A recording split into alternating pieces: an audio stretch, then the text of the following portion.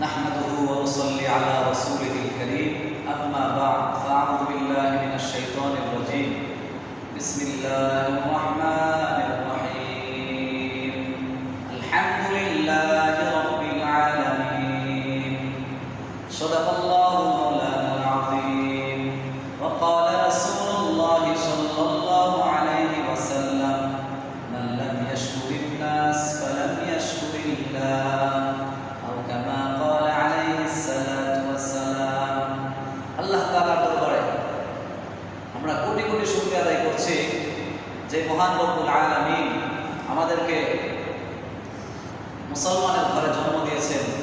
এই শুকরিয়া আদায় করে আমরা শেষ করতে পারবো না, এজন্য আমরা আল্লাহর দরবারে শুকরিয়া আদায় করছি। আলহামদুলিল্লাহ আলহামদুলিল্লাহ। আল্লাহ তাআলা আমাদের মধ্যে একটা কিতাব নাযিল করেছেন। কিতাবের নাম হচ্ছে কোরআন।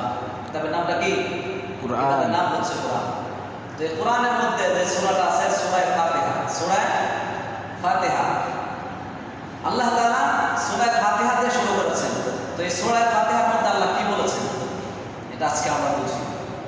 আল্লাহ তাআলা বলেন বিসমিল্লাহির রহমানির রহিম in the name of Allah the beneficent the merciful in the name of আল্লাহ।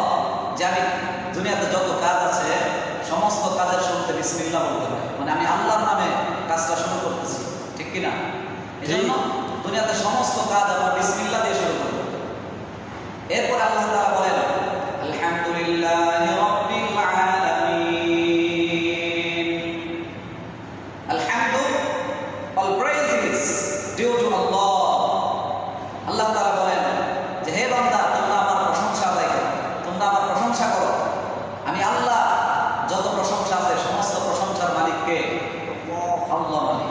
তো আল্লাহ বলছেন বান্দাকে, বান্দা আমি তোমাকে শিখিয়ে দিচ্ছি তুমি আমার প্রশংসা করো।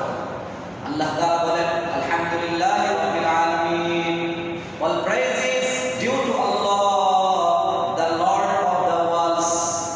সমস্ত প্রশংসা আল্লাহ তাআলার জন্য যিনি সমগ্র জগতের প্রতিপালক, যিনি সমগ্র জগতের প্রতিপালক। এরপরে আল্লাহ বলেন আর রহমানির রহিম the beneficent the merciful আর রহমানির রহিম the beneficent the merciful। আল্লাহ খুবই দয়ালু। কেমন দয়ালু? মনে করেন আমি 80 বছর গুনাহ করেছি, আমি 90 বছর গুনাহ করেছি, আমি সারা জীবন গুনাহ করেছি। এরপরে জীবনের শেষে আমি আমার পাপ বুঝতে পেরেছি। আমার পাপ বুঝতে পেরে আমি আল্লাহকে বলছি, আল্লাহ আমি তো পাপ করে ফেলেছি, আল্লাহ তুমি আমার জীবনের সব গুনাহ খাতাগুলো মাফ করে দাও। আল্লাহ তাআলা বলেন বান্দা তুমি যদি খাস দিলে তওবা করো আমি তোমার জীবনের সব গুনাহ খাতাগুলোকে মাফ করে দেব। সুবহানাল্লাহ। তিনি এমন দয়ালু। তো তিনি বিচার দিনের মালিক। বিচার দিনের মালিক কে? আল্লাহ। বিচার দিনের মালিকও তিনি বিচার করবেন। আল্লাহ তাআলা বলেন মালিকি ইয়াউমিদ্দিন, master the day of judgement, master of the day of judgement. তিনি বিচার দিনের মালিক। বিচার দিনের মালিক কে? বিচার দিনের মালিক হচ্ছে আল্লাহ। এজন্য বিচার দিনের মালিক যেন আল্লাহ, এজন্য আল্লাহকে ডাকতে হবে, আল্লাহর সাথে কাউকে শরীক করা যাবে না। আমরা ইবাদত করব কার? আল্লাহ। আল্লাহ তাআলা শিক্ষা দিচ্ছেন ইয়্যাকা না'বুদু ওয়া ইয়্যাকা নাস্তাঈন। হে বান্দা তোমরা এইভাবে বলো ইয়্যাকা না'বুদু, হে আল্লাহ আমরা আপনারই ইবাদত করি, ওয়া ইয়্যাকা নাস্তাঈন এবং আপনার কাছে সাহায্য চাই। সাহায্যটা আল্লাহর কাছেই চাইতে হবে। একটা হলো আমি আপনাকে ভালোবাসি, তাহলে এটার অর্থ অন্য কিছু দাঁড়ায় যে আমি আপনাকেও ভালোবাসি এবং অন্য আরেকজনকে ভালোবাসি।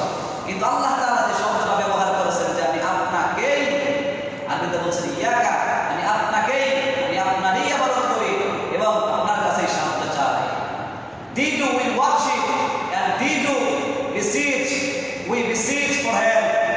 আমি আপনার ইবাদত করি, আমরা আপনার ইবাদত করি এবং আপনার কাছে সাহায্যের জন্য কাকুতি মিনতি করি। এজন্য ইবাদত করতে হবে কার? আল্লাহর ইবাদত করতে হবে। এরপরে আল্লাহ তাআলা আপনাকে দোয়া শিখিয়ে দিচ্ছেন, বান্দা তুমি যখন আল্লাহর কাছে চাইবা হেদায়েত কার হাতে? হেদায়েত